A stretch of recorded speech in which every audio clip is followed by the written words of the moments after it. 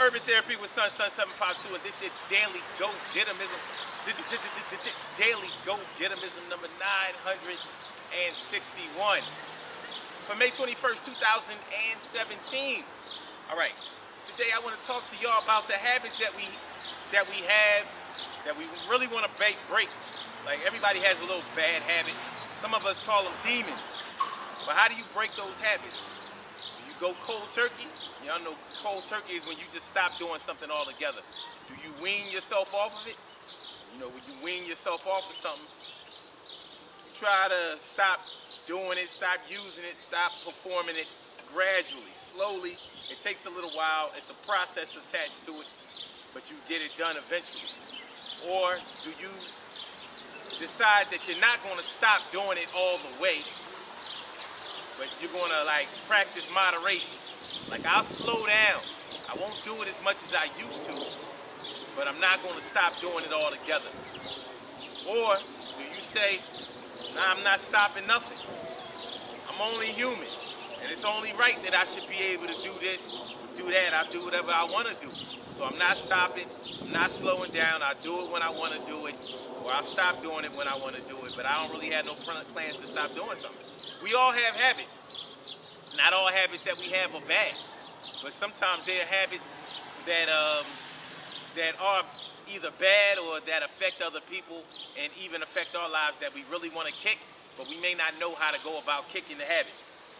So, I mean, and they can range, the habits that we have, they can range from something like biting your nails all the way up to using drugs or abusing yourself, abusing your body, whatever. I mean, everybody has their little thing. Everybody has a little vice that they really probably should work on, but not all of us work on it, and not all of us work on it in the same way, even when we do work on it. But what do you do? What's the best method for you?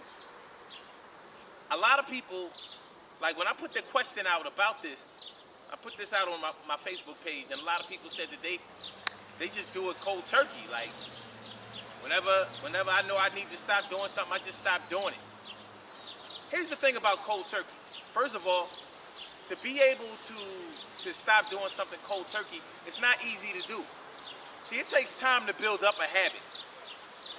I've been taught that it takes 21 days to form a habit. So it takes 21 days to break out of a habit. So they say if you do something 21 days straight, then you'll be on your way to creating a habit of doing that thing. Now, see, here's the thing. That can be a good thing or that can be a bad thing. So it may take 21 days to form a habit of drinking, a habit of smoking, a habit of popping pills, getting high and things like that. But it also takes 21 days to form a habit of studying, reading more, learning more, being courteous, being kind. So it's not always a bad thing. And I want to make sure that we get that stressed above all else. Most of the time, when somebody talks about a habit, they're normally talking about a bad habit. But there are good habits too. But you're not going to try to kick a good habit. Although some people do try to kick a good habit. Like some people have a habit. Some people have the habit of helping people a lot. They help whenever they see somebody in trouble or in need or whatever. They try to help, and they have a habit of always coming to the rescue when it comes to people. But when they get burned, they be like, man, you know what? Why do I do this? Why do I even put myself in a position where I get my heart broken, or where I get disappointed, or when I get somebody asked to kiss, when all I was trying to do was help them? So sometimes people do try to kick a good habit too, and it's sad that it has to come down to that. But sometimes that's just the way it is, and we have to recognize that just like we would recognize anything else. But getting back to the bad habits thing. When you start talking about going cold turkey with something, the only thing I really don't like about going cold turkey is that we miss the process of things when we start talking about going cold turkey. Like, we know that it takes time to build up a habit. So how is it that we can just stop what took such a long process in order to build? Like, how is that? Like, you build a building. When you erect the building, first the architect designs the building the way the building is supposed to look. And then he gives those designs to the contractor. And the contractor hires skilled labor and laborers, and the first dig a hole, and you have to run the plumbing system and electricity and all that kind of stuff, and you're doing all of this to try to build this building.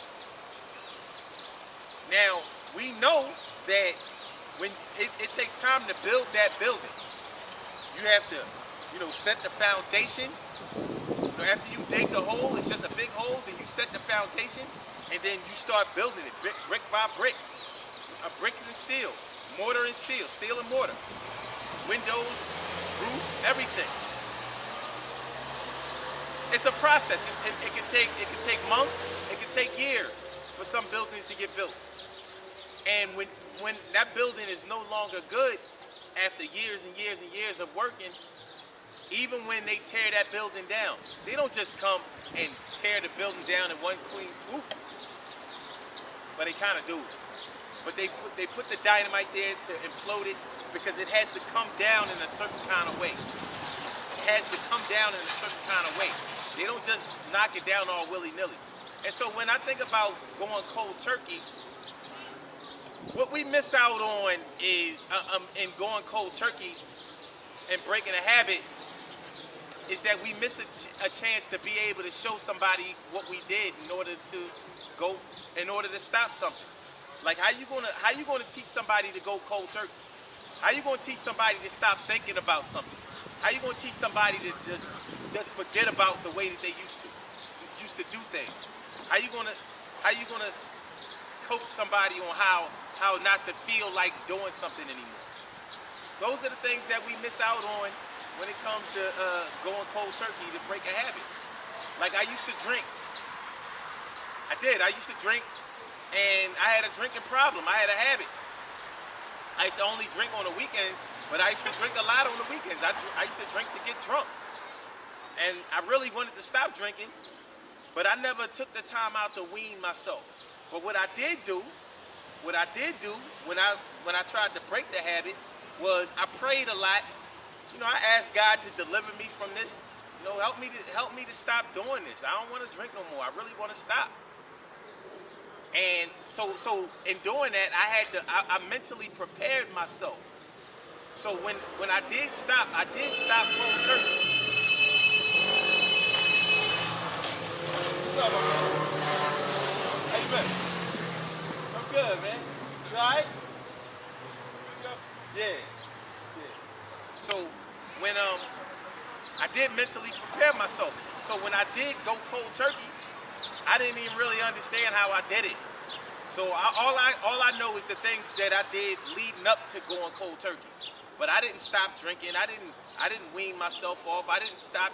I didn't drink less and less until I didn't want any anymore. So I kind of missed out on the opportunity to be able to explain to somebody the process of how to get a monkey off your back. But maybe the praying that I did, maybe the desires that I created to really want to stop and all of that, maybe that was my process. I don't know if that would work for somebody else. For somebody else, I would really encourage them to try to wean themselves off. Because you learn a lot about yourself when you stop doing something, when you gradually stop doing something. And it teaches you patience also. It shows you the strength that you have inside yourself to stay the course, to be organized, and that's something that I would really have liked to have experienced myself so I could show somebody else how to do that. And it could be anything. Like I said, it don't have to be drugs or alcohol. It could be biting your nails. Some people tap. You know what I mean? If you look under a lot of tables where women are sitting, you'll see them tapping their feet or how you doing? You know what I mean? They tap their feet. It's like a nervous condition. So nervous conditions, little nervous tics and stuff like that, those are habits too. I tap my fingers. When I'm thinking about something, I'm zoning out, I tap. And sometimes it irritates people. I didn't know it irritated people until, somebody brings it to your attention like, yo, you making all that noise. But it's like that, it's a little habit. So I have to be mindful of how even the smallest habits can affect other people other than you. Now, when it comes to moderation, You know, if you decide to keep doing something, but keep doing it in moderation, for me, I think that's a little bit dangerous, depending on what it is. Now, okay, like when you take something like overeating, you have a habit of overeating, which can really affect your health. You might have to do some things in moderation, because you might not be ready to just give up whatever you're doing. Like I'm not eating pork no more. I'm not eating fried foods no more. I'm not eating no more sugar. Like those goals might be a little bit unrealistic on the cold turkey side. And weaning yourself off it may make you never stop doing it. So in trying to wean yourself off of certain foods, you might actually just be practicing moderation. But moderation is possible. Like maybe you want to stop eating seafood. A lot of people don't know that seafood is bad for you. A lot of people don't even want to hear that. But seafood is bad for you, and it can have an adverse effect on your health. I'll get into that on another video. But anyway, fried foods, that's bad for your cholesterol. You could be all stopped up, wind up getting a stroke or a heart attack or something like that. You don't want to do that. A lot of fatty foods do that too. And with the sugar, all that diabetes is wrapped up in all of that kind of stuff. So you might need to just wean yourself off or practice moderation with certain foods, so you can still keep eating them, but you don't eat them a lot, and you might work out better that way. Anyway, it's important to exercise self-control in whatever you do. So find your method, whether it's cold turkey, whether it's weaning yourself off, whether it's moderation, or if you just throw all caution to the wind and you decide you just gonna keep on going, you ain't ever gonna stop doing whatever. Well, that's your choice and it is your life. But remember, keep in mind that I know that you would rather be healthy in your life, or have your life being fulfilled, in a healthy, happy way, rather than to die a slow, painful death. Good things happen to those who wait. Great things happen to those who grind, and anything can happen to those who go for theirs. So go hard, go for yours. Go hard, go for yours. And remember, when it comes to your habits, it takes 21 days to build up a habit. It takes 21 days to take down a habit. You can put that to the test too. If you really want to see about forming a habit or something, good or bad. Remember, habits can be good or bad. It takes 21 days to form a good or bad habit, and it takes 21 days to break a good or bad habit. Not saying that after 21 days you won't have the cravings anymore, that you'll never do it again, but you're on your way, well on your way to creating a habit. It's just the same way as if you do something for 21 days, it doesn't make you strung out or a straight up addict. Anyway, man, you know what I mean? Exercise that self-control in your life. The more self-control you have, you can't go wrong with that. You really can't. The Daily Go-Getterism show is every single day, 6 a.m. Eastern Standard Time. Call in number 319-527-6199. blogtalkradio.com/son752, baby. Peace, baby. And I out. Yes, I will. Yes, I will.